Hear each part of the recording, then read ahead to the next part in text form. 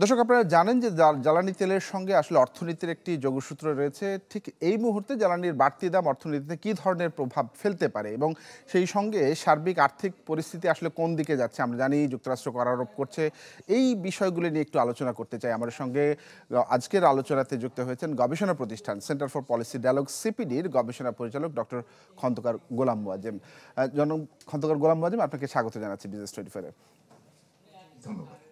জি, শুরুতে যে বিষয়টি জানতে চাই, তেলের এই যে দামের যে কমা বাড়া, এই যে বিষয়টি কিভাবে দেখছেন আপনি বিষয়টিকে? প্রথমত হলো যে সরকার যেভাবে তেলের দাম ওঠানামা করাচ্ছেন, বিশেষ করে এটা পূর্বতন সরকারের একটি জ্বালানি তেলের মূল্য নির্ধারণের মডেল, সেটি আসলে ত্রুটিপূর্ণ। এবং আমরা দেখতে পাচ্ছি যে অন্তর্বর্তী সরকার সেই ত্রুটিপূর্ণ মডেলটি ফলো করেই মূল্য নির্ধারণ করতে যাচ্ছেন। এতে করে যেটি হচ্ছে যে আপাতভাবে মনে হচ্ছে যে স্বয়ংক্রিয়ভাবে নির্ধারণ হচ্ছে, বৈদেশিক বাজারে যেভাবে বাড়ছে সেই হিসাবে লোকালি বাজারে বাড়ছে। কিন্তু আমরা দেখেছি যে এই মূল্যের যে নির্ধারণ প্রক্রিয়া, যেটি বিআরসির মডেল যেটি ছিল সেটি না ফলো করে মিনিস্ট্রি নতুন করে একটি মডেল তৈরি করে যেটি ফলো করেছে, সেটিতে অনেক বেশি মূল্য আসছে। এবং আমাদের হিসেবে আমরা যেখানে প্রত্যাশা করছি প্রায় 10 থেকে 15 টাকা পর্যন্ত পেট্রোল ডিজেল অক্টেনের দাম কমানো যাবে, সেখানে আমরা এই মুহূর্তে ভুল যে পলিসিটা বা ভুল যে প্রাইসিং মেকানিজমটা ব্যবহার করা হচ্ছে, সেটির দায়ভার এখন ভোক্তাদের উপর পড়ছে। যেমন আমরা যেটি দেখেছি যে প্রায় 9টি জায়গায় ভিএটি আরোপ করা হয়েছে, প্রায় 3 থেকে 4% একটি মার্জিন রাখা হয়েছে, যেগুলোকে নিয়ে বিআরসির মডেলের সাথে সঙ্গতিপূর্ণ না। এবং এগুলো যদি বাদ দেওয়া হয় তাহলে কিন্তু অনেক কমই আসলে ভোক্তা জ্বালানি পেতে পারেন। আর এই মুহূর্তের বাস্তবতা বিচারে তো কোনোভাবেই মূল্য বৃদ্ধির সুযোগ নেই। যদিও সরকার এই কাজটি করছেন হলো আইএমএফ এর সঙ্গে তার চুক্তির শর্তের অংশ হিসেবে, কিন্তু আইএমএফ এর শর্তটি কিন্তু বলা হয়েছে আন্তর্জাতিক বাজারের সাথে সাযুজ্যপূর্ণ রাখতে গিয়ে একটি নির্ভুল একটি মডেল ফলো করতে, কিন্তু এই নির্ভুল মডেলটি ফলো না করে ত্রুটিপূর্ণ মডেলটি ফলো করার কারণে এখন ভোক্তার উপরে সেই দায়ভারটি পড়ছে। যেহেতু ভোক্তার কথাটি বারবার আলোচনায় উঠে আসছে, আলটিমেটলি তো মানে ভোক্তাদেরকেই সেই বিষয়টি কাঁধে নিয়ে নিতে হয়, নিজ কাঁধে নিয়ে নিতে হয়।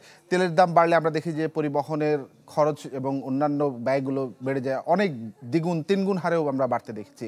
সেই দিকে আসলে এখন অর্থনীতিতে এই বিষয়টিকে আপনি আসলে কিভাবে সামাল দিবেন, বা আপনার যদি কোনো পরামর্শ থাকে এই বিষয়টি নিয়ে? দেখুন, আমি আবারও বলছি যে একটা স্বাভাবিক প্রবণতা আমাদের ভিতরে, যে মূল্য যেহেতু আন্তর্জাতিক পর্যায়ে জ্বালানি বেড়েছে, আমাদের আমদানি করতে হয়, সুতরাং ভোক্তাকে এই দায়টি নিতে হবে। ভোক্তা সেটি নেবার জন্য প্রস্তুত রয়েছে যতক্ষণ পর্যন্ত না মূল্য যেভাবে নির্ধারণ করা হচ্ছে সেই মূল্য নির্ধারণ প্রক্রিয়াটি ত্রুটিমুক্ত থাকছে।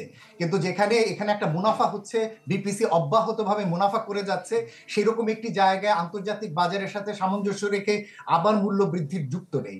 এবং আমরা জানি যে এই মুহূর্তে জ্বালানির যে ব্যবহার, বিশেষ করে বড় সিজনে এই মুহূর্তে কৃষককে অনেক বেশি ডিজেল চালিত জ্বালানি ব্যবহার করতে হবে ইরিগেশনের জন্য, যেটা ইরিগেশন ব্যয়কে বাড়িয়ে দেবে। পরিবহনে এর একটা প্রভাব পড়বে, সেটাও আমরা অনুমান করছি এর ফলে। এবং এই জ্বালানি যেহেতু বিদ্যুৎ উৎপাদনেও ব্যবহার হয়, সুতরাং বিদ্যুতের দিকেও এর একটা হয়তো পার্টলি যাবে, যদিও সরকার এখন বিদ্যুতের জন্য যে দায় রয়েছে সেটা নিজে নিতে গিয়ে অনেক বেশি বাকিতে রয়ে গিয়েছেন। সুতরাং সবকিছু মিলে জ্বালানি তেলের মূল্য সঠিকভাবে নির্ধারণ না করে ভ্রান্তভাবে নির্ধারণ করার কারণে অনেক বেশি বিভিন্ন পর্যায়ে কিন্তু তার দায় যাচ্ছে। সেটা কৃষিতে পড়ছে, শিল্পে পড়ছে, বাসাবাড়িতে পড়ছে এবং যাতায়াতে পড়ছে। এটা সামগ্রিকভাবে আগামী দিনগুলোতে কিন্তু খাদ্য মূল্যস্ফীতি এবং খাদ্য বহির্ভূত মূল্যস্ফীতি উভয়টির উপরই এর একটা প্রভাব পড়বার আশঙ্কা রয়েছে। দুটি বিষয় আপনার সঙ্গে আমি যুক্ত করতে চাই, অর্থাৎ দুটি প্রশ্ন একসঙ্গে করতে চাই। যেহেতু বৈশ্বিক বাজারের কথা আসছে, যুক্তরাষ্ট্রকে দিয়ে শুরু করতে চাই। যুক্তরাষ্ট্রের নতুন কর আরোপ হচ্ছে ডোনাল্ড ট্রাম্প ক্ষমতায় আসার পরে।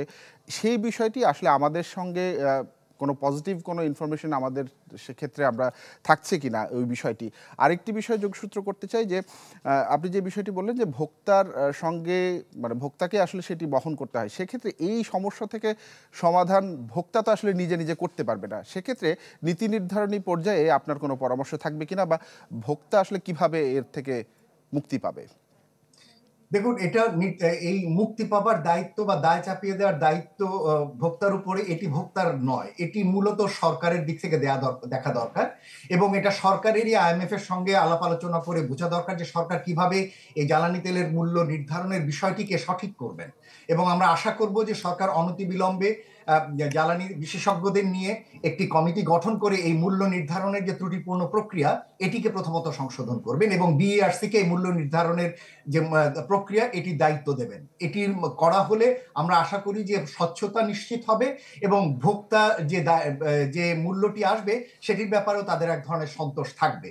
দ্বিতীয় যে বিষয়টি আপনি বললেন যে আন্তর্জাতিক বাজারে ট্রাম্প প্রশাসন আসবার পরে যে প্রতিক্রিয়াগুলো, এখানে আমরা নতুন করে করারোপ করা হচ্ছে বিভিন্ন পণ্যের উপরে, সেক্ষেত্রে আমাদের অর্থনীতিতে সেটার প্রভাবটা কেমন থাকবে? প্রথমত একটা জিনিস আপনাদেরকে বলে রাখি, সেটা হলো যে বৈশ্বিক ব্যবস্থা যত বেশি রেস্ট্রিকটিভ হবে সেটা কিন্তু সকলের জন্য সেটা নেতিবাচক হবে। এটা হচ্ছে প্রথম কথা। আমরা যদিও ভাবতে পারি যে হ্যাঁ চীনের উপরে পড়ছে অথবা আরেকটি দেশের উপরে পড়ছে, মনে রাখবেন যে যত বেশি এই ধরনের শুল্ক আরোপ করা হবে চীনের উপরে বা আমরা যে সমস্ত দেশগুলো থেকে পণ্য আমদানি করি, ভারত থেকে পণ্য আমদানি করি, এই সমস্ত শুল্ক আরোপ করলে তারা কিন্তু কাঁচামালের মূল্য বাড়িয়ে দেবে, ফলে আমাদের কিন্তু আমদানি ব্যয় ওই কাঁচামালের উপরে বৃদ্ধি পাবে। হয়তো আপাতভাবে মনে হচ্ছে যে হ্যাঁ মেক্সিকোর উপরে পড়ছে, তাহলে মেক্সিকো থেকে গার্মেন্টস যায়, সুতরাং বাংলাদেশ থেকে সেক্ষেত্রে গার্মেন্টস এর কিছু অর্ডার বাংলাদেশে আসবে, অথবা কানাডার থেকে যাচ্ছে, ফলে কানাডার সেই সমস্ত পণ্য আমেরিকাতে যদি রপ্তানি না করতে পারে তাহলে স্বল্প মূল্যে অন্য বাজারগুলোতে সে রপ্তানিতে আসবে, অথবা ভবিষ্যতে চীনের উপরে যদি আরোপ করে গার্মেন্টস বা অন্যান্য পণ্যে, সেটা আমাদের গার্মেন্টস পণ্য রপ্তানিতে সুবিধা করবে। আপাতভাবে এটি হয়তো কিছুটা সত্য, কিন্তু মনে রাখা দরকার যে বৈশ্বিক এই রেস্ট্রিকটিভ রেজিম কিন্তু কারোর জন্যই ভালো না। জি, অর্থাৎ ব্যবসায়িক যে চেইন সেই চেইনে অর্থাৎ আমরাও কোনো না কোনো ভাবে সংযুক্ত হয়ে যাই। অনেক ধন্যবাদ আপনার মূল্যবান সময় দিয়ে আমাদের সঙ্গে আলোচনায় যুক্ত হওয়ার জন্য। দর্শক, কথা বলছিলাম সিপিডির পরিচালক খন্দকার গোলাম মোয়াজ্জেমের সঙ্গে। আমরা যে বৈশ্বিক বাজারে যে তেলের সামঞ্জস্য রেখে তেলের যে ওঠানামা, দামের যে ওঠানামা, সেই বিষয়টি নিয়ে আলোচনা করছিলাম।